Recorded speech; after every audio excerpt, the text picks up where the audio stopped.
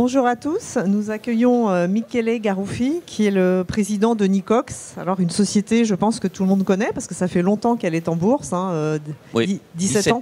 17 ans.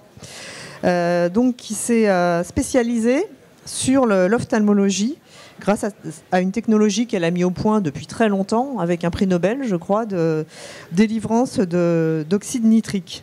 Alors Nicox, il faut quand même le dire, dans un marché de la biotech qui est très très difficile cette année, c'est quand même une société qui a eu un énorme succès puisque c'est la première société française à avoir obtenu une autorisation aux États-Unis de la FDA, de la Food and Drug Administration, pour une nouvelle entité chimique et pour un produit quand même d'une ampleur très importante en termes de chiffre d'affaires.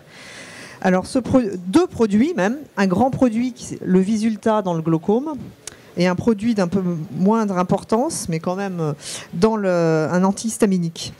Alors, est-ce que vous pouvez nous dire, M. Garuffi, quel est le potentiel de ce médicament dans le glaucome et quand est-ce qu'il sera mis sur le marché aux États-Unis ?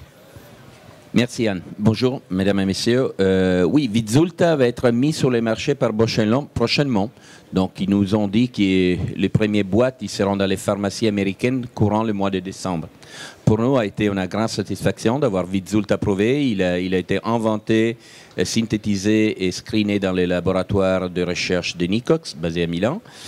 Et comme Anne a dit, c'est un produit très important parce qu'il a montré d'être plus efficace que tous les autres produits en monothérapie développés jusqu'à maintenant pour le glaucome.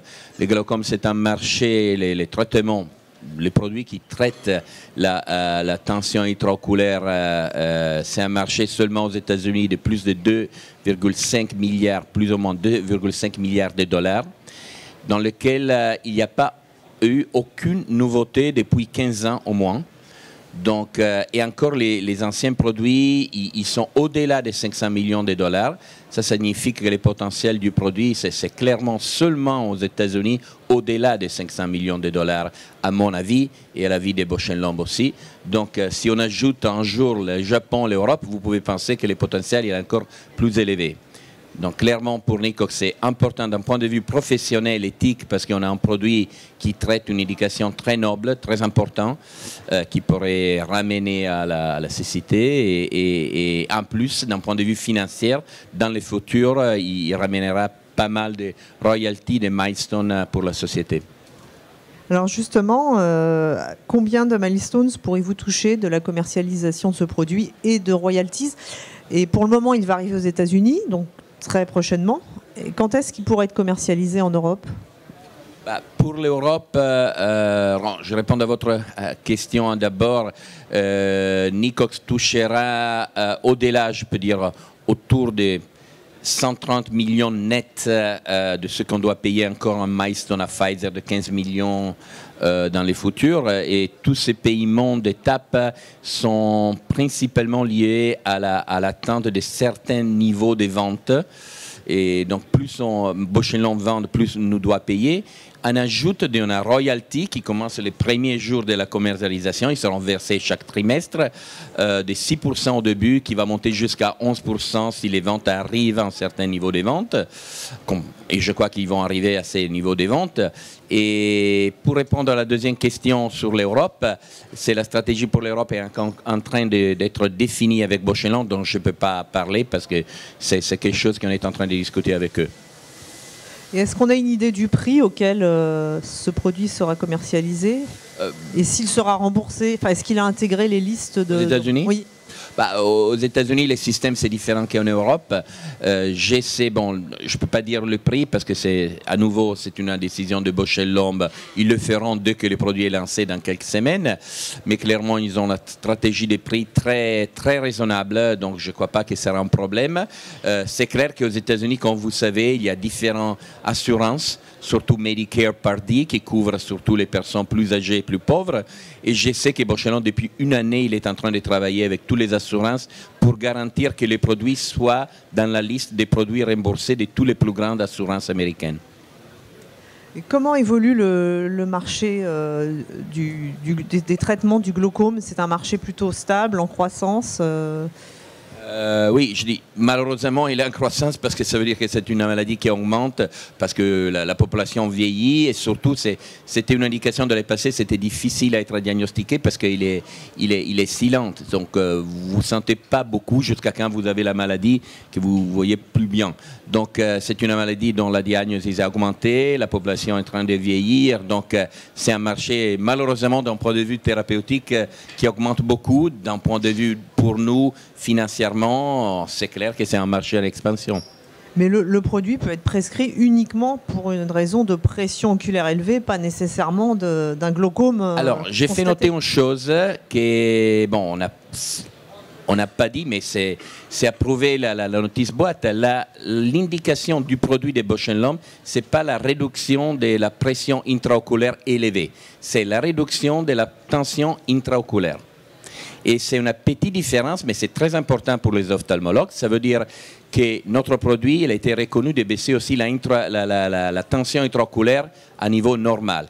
Est-ce que c'est un intérêt? Oui, parce qu'il y a beaucoup de cas suffisamment dans la population caucasique, mais surtout au Japon, dans lesquels la maladie du glaucome est accompagnée d'un niveau de tension intraoculaire normal.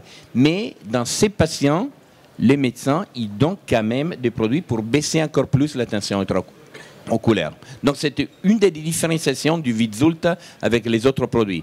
Plus que l'efficacité dans laquelle dans notre notice boîte est indiqué clairement qu'à partir du moment de départ, notre produit a baissé entre 7 et 9 mm de mercure et tous les autres produits dans leur notice boîte, ils ont entre 5 et 8. Donc, 1 millimètre en plus pour nous. Ça signifie quelque chose. Vous verrez dans notre présentation que chaque millimètre a été confirmé avoir une incidence entre 10% et 20% d'augmentation des risques de développer le glaucome. Donc, si on est plus puissant, plus efficace, on a moins de risques de faire développer le glaucome. Et c'est ça les grands atouts sur lesquels Bausch & Lomb va battre beaucoup dans son activité de marketing. Alors, concernant votre autre produit, un antihistaminique, vous avez noué un partenariat. Quand est-ce que ce produit va être lancé? Dans quel pays? Et quel est son potentiel? Je crois qu'il est plus faible quand même que celui du glaucome. Quand même, oui, c'est sûr.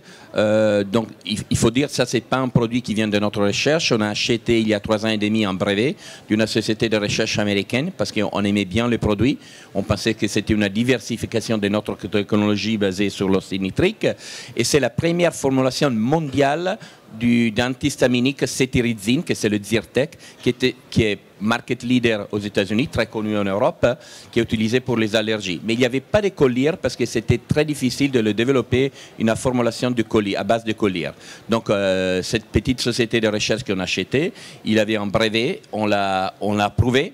Donc, on l'a donné à une nouvelle société pharmaceutique qui va être ciblée dans l'ophtalmologie, qui a derrière un grand groupe de private equity, d'investisseurs. Ils ont choisi un grand team de personnes qui ont passé leur vie dans l'ophtalmologie. Ils vont mettre le produit en première présentation avec leurs visiteurs médicaux.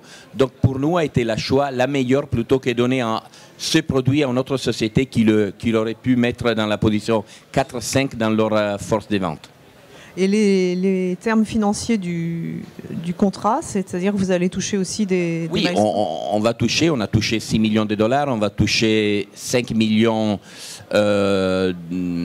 fur et à mesure qu'on va délivrer les marchandises et les échantillons pour le lancement. On a des autres milestones si les ventes vont arriver à certains niveaux et on va toucher à partir du premier jour 8% des royalties qui pourraient augmenter au fur et à mesure de la montée des ventes.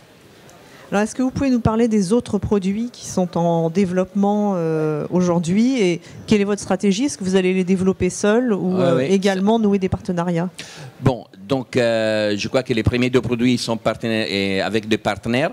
Je dois dire qu'on a des autres produits intéressants pour lesquels on a refusé d'avoir des partenaires qui venaient nous chercher parce qu'on est convaincu que maintenant on a les savoir-faire, on a passé le moment critique que toutes les sociétés de biotech passent, que nous on a passé, ils sont derrière nous, 2 produits approuvés, on a un pipeline intéressant, on a le 470, c'est un code pour le moment que nous on pense qu'il soit encore mieux que le Vyzulta de Bausch & Lomb, qu'on espère de mettre autour de l'été de l'année prochaine en phase 2, une phase 2 très, très, très costaud, avec plusieurs centaines de patients, et d'avoir les résultats en 2019.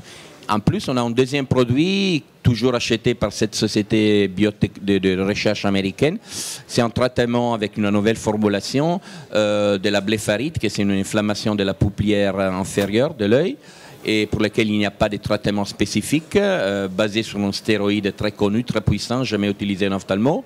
Donc on a à quoi faire. En plus, dans les centres de Milan, je vous assure, on a tellement de projets difficiles à suivre avec des choses très innovantes dans les domaines du glaucome, pour lesquels on a fait aussi des accords de collaboration de recherche, pas un partenariat. C'est un accord de recherche. On n'a pas donné aucun droit à cette société pour développer aussi des implants et des nouvelles molécules avec un nouveau mécanisme d'action, toujours ciblé dans les glaucomes.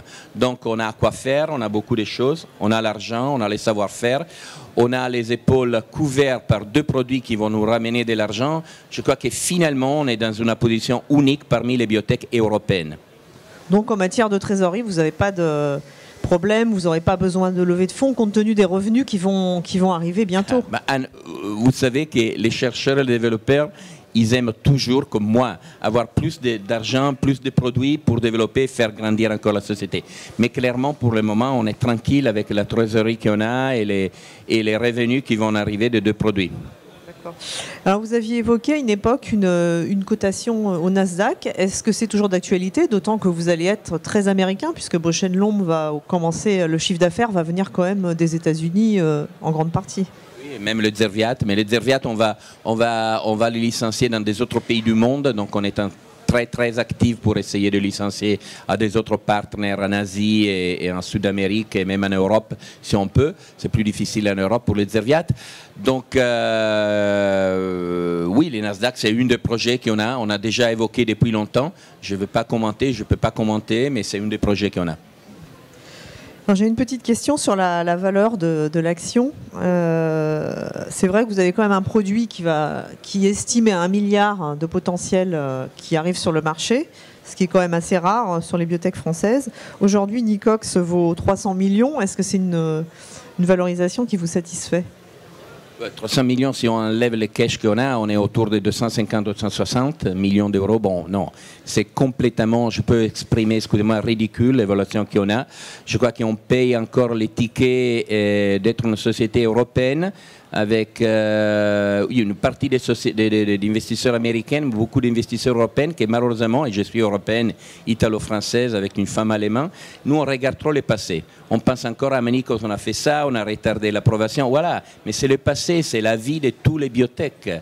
C'est la vie de tous les biotech aux États-Unis et en Europe. C'est passé, on a 2 produits approuvés. Donc il faut arrêter de penser aux erreurs. Ce n'est pas des erreurs, la vie des biotech c'est à risque. Il faut qu'on le sache. On fait au mieux, on fait des erreurs. Nous, managers, on fait des erreurs. Mais on le fait en bonne foi, on est actionnaire comme vous et donc on a tout l'intérêt de ramer dans le même sens. Donc je crois que l'évaluation c'est quelque chose qu'on doit travailler, on doit communiquer mieux.